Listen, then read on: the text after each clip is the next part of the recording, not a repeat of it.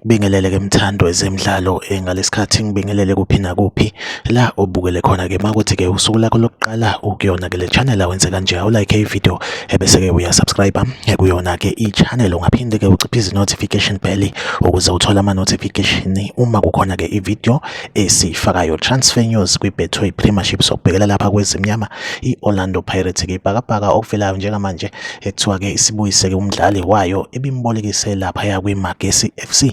Umdlali-ke uyi-striker laphana-ke uSifiso Luthuli kuthiwa-ke osukwini-ke lwanamhlanje naye-ke uyilolonga-ke nalo laphana-ke ibhakabhaka, kanti-ke naye-ke futhi-ke selimnikile inamba okuyiyona azoyigqoka kule sizini-ke ezayo-ke. uSifiso Luthuli uzobe-ke egqoka-ke unamba 39 kuyona-ke laphana-ke i-Orlando Pirates. Impela-ke naye ubalwa njengezinye-ke ze-striker ezizobe zikhona-ke kulona-ke iqembu lebhakabhaka kule sizini-ke esiya kuyona-ke. Iyona update engiphethe-ke njengamanje, like ividiyo, subscribe kuyona-ke i-channel. Mina nawe ngizohleze ngikhona la ngulethela-ke ama-transfer news kwi-Betway Premiership. Okwamanje-ke ividiyo yethu asibambe la, nisale kahle.